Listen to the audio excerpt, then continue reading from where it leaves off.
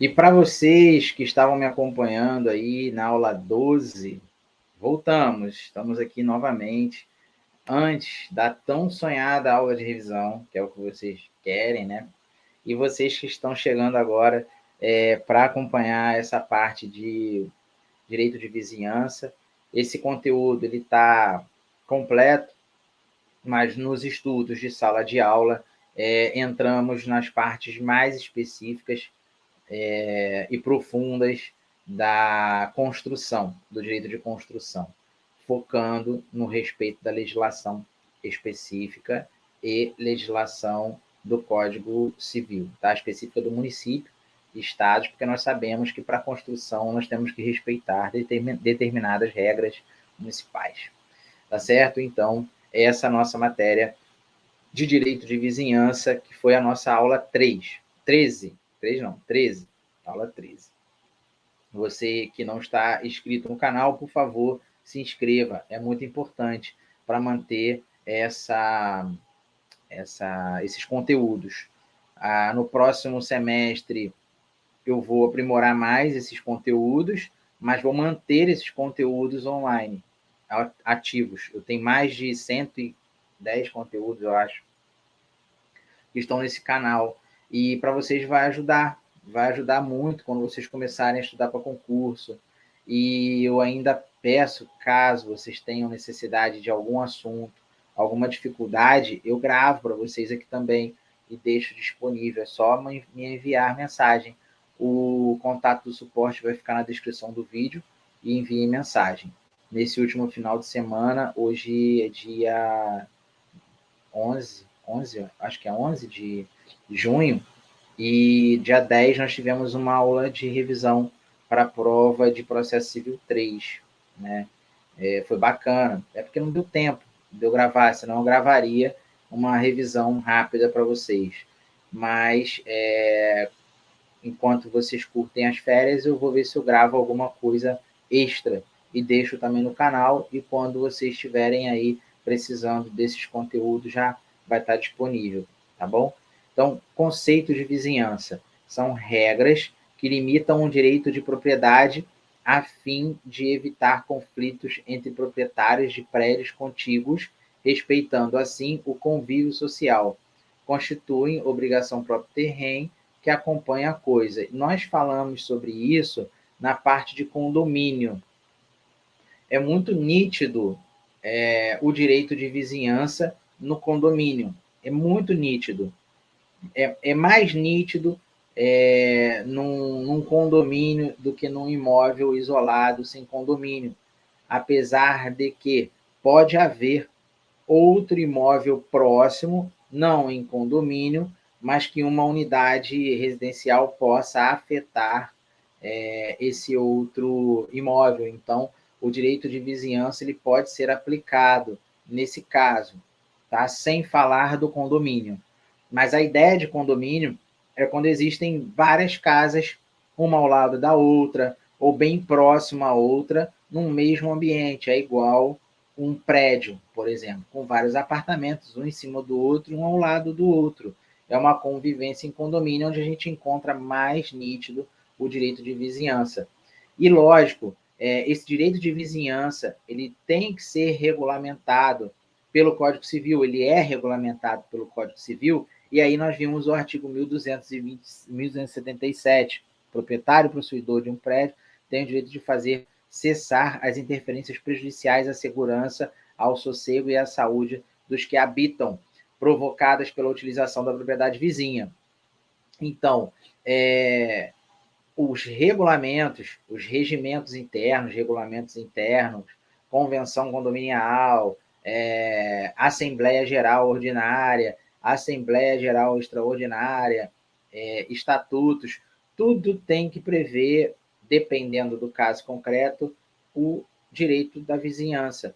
Eu não posso ligar meu som alto no apartamento 104 depois das 10 porque eu vou incomodar o morador do 103, do 102 e do 204, 203, 202, tá? Eu não posso, mas isso a lei garante esse direito dos vizinhos.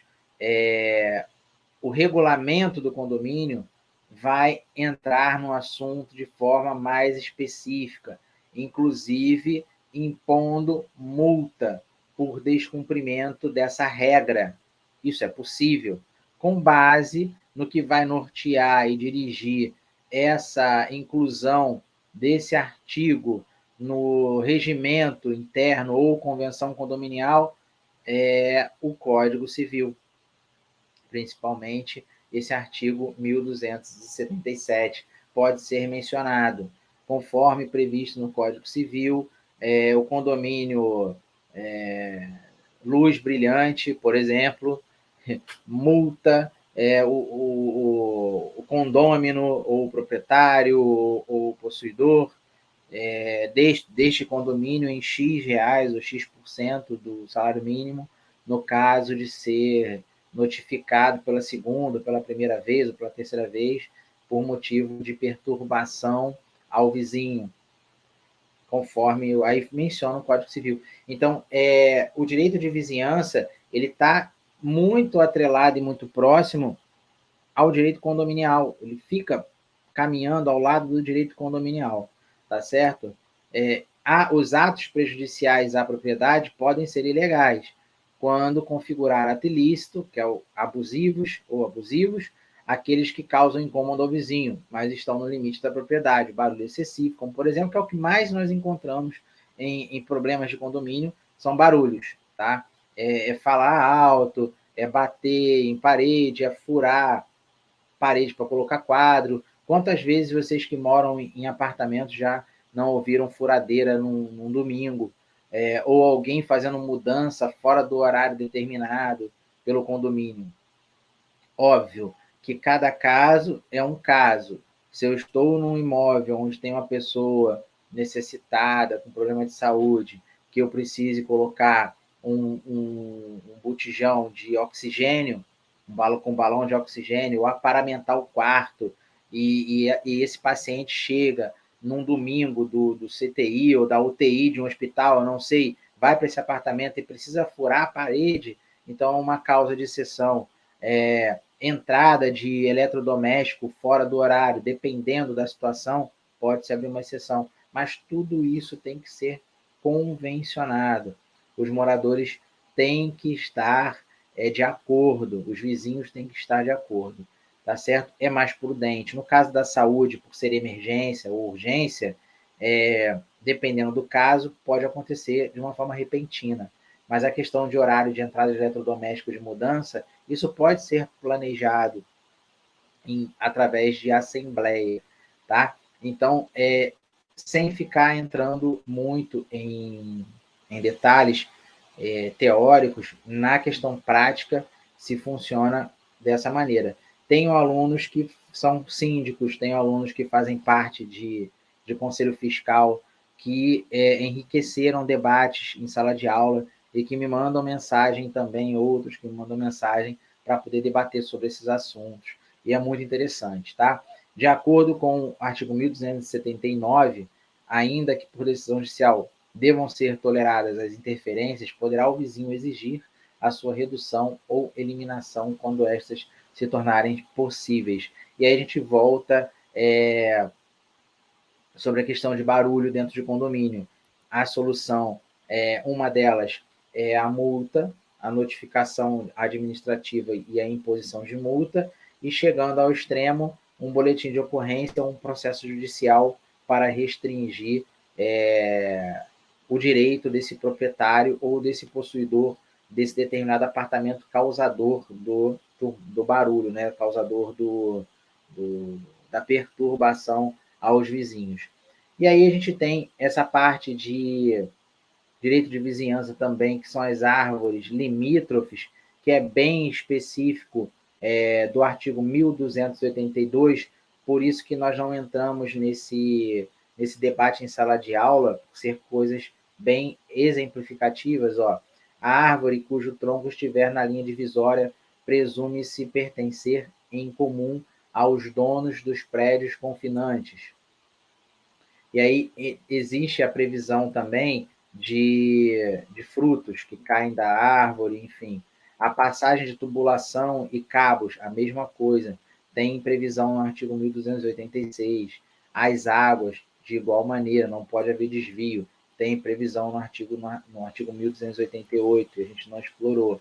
Direito de tapagem e direito de construir, foi onde nós paramos para poder dar uma robustez melhor, que é bem interessante, e também vem de acordo com o que nós falamos na parte de condomínio. Limitações e responsabilidades. O artigo 1299 fala que o proprietário pode levantar em seu terreno as construções que lhe aprouver, salvo o direito dos vizinhos e os regulamentos administrativos. Então, a construção ela pode acontecer dentro de um terreno que foi comprado por alguém. Imaginando um loteamento de 30 lotes para a construção dos 30 imóveis dentro de cada lote, deve ser respeitado o direito do vizinho. E o artigo 1299 do Código Civil prevê isso. Se for um condomínio fechado de loteamento, tem que haver uma convenção condominial, tem que haver uma regra interna que deve ser cumprida.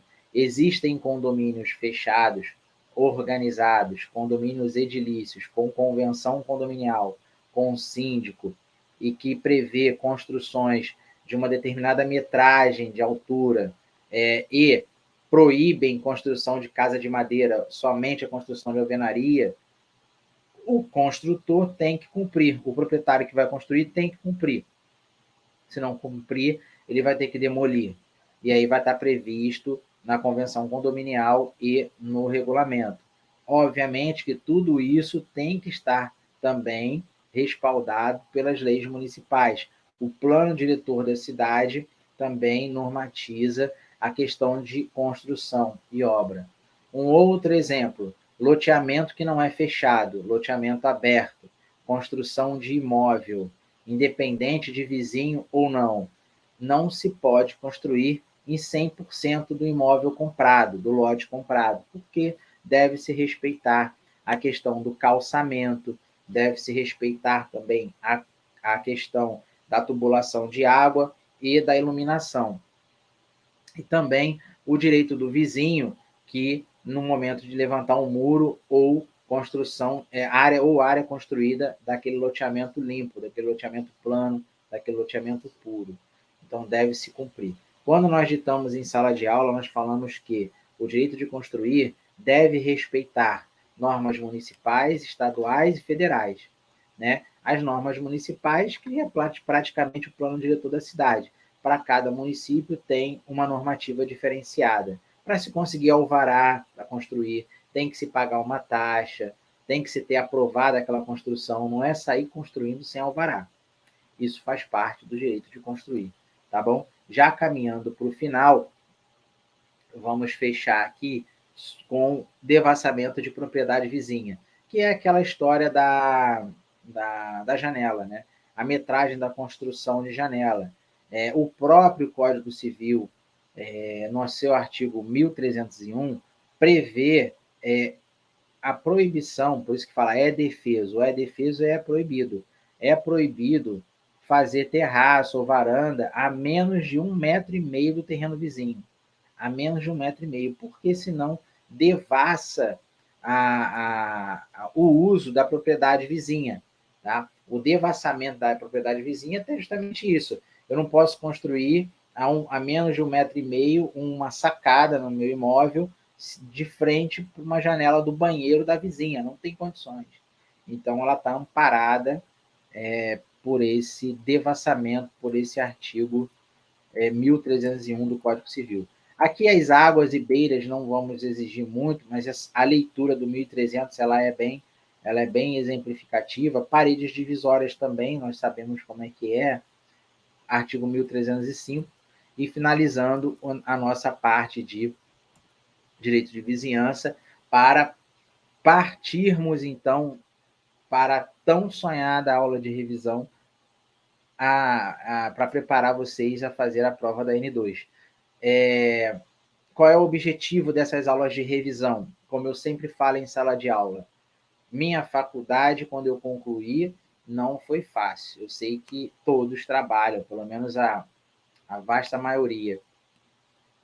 Não me cabe, eu não me sinto confortável para N2 cobrar todo o conteúdo, incluindo N1, porque vai ser humanamente impossível para quem trabalha o dia inteiro e tem as preocupações em casa, estudar de forma vaga. Então, nessas aulas de revisão, nós direcionamos conteúdo, não questões de prova, somente conteúdo. Com base no conteúdo, vocês vão focar nos temas que são mais práticos, nos temas que caem mais em concurso, e aí sim vocês vão assimilando com mais facilidade a matéria do Direito Civil 4 e as outras matérias que nós temos estudado na sala de aula com as outras turmas.